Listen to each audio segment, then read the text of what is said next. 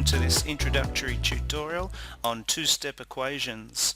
In this tutorial I'm going to take you through sort of the processes that you need to be aware of when you're solving two-step equations in your algebra class. To help explain this, what I'm going to start off with an equation. Let me put it up on the board here. 2 times some number x plus 1 equals 7.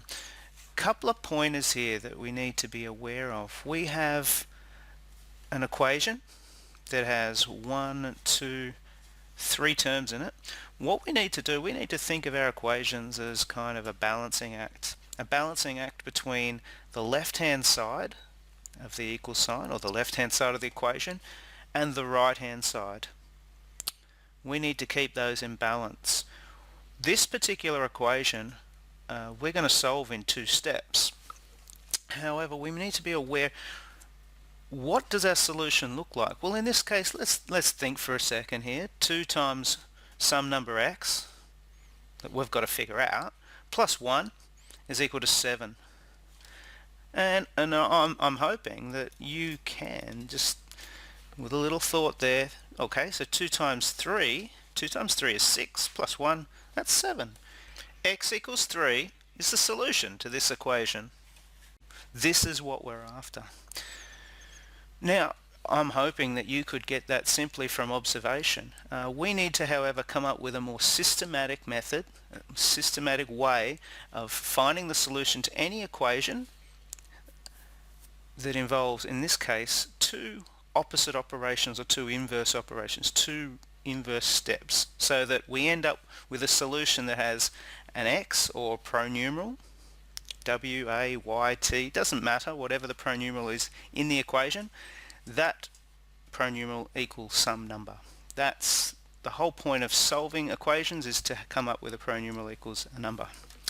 So let's start off here. We've got, up here on the left hand side, we've got 2 and we've got this positive 1. We need to have some way of eliminating those so that all we have on the left hand side is this x.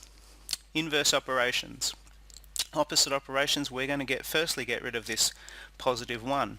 To do that, I'm going to subtract 1. Now, remember I said that we need to think of this in terms of a balancing act. If I do a minus 1 on the left hand side, I have to make sure that I minus 1 from the right hand side to keep this balanced. So after we do that step, 1, take away 1, cancels to 0. If you like, you can put a line through that. It's cancelled. All I have left on the left hand side now is 2 lots of x. 2 lots of x on the right hand side, 7 take away 1, 2 lots of x is equal to 6. That's step 1. Step 2 is to eliminate this 2, this coefficient of 2. Now I want you to think this is 2x is 2 times x. The opposite of times or multiply is to divide. We're going to divide both sides by 2.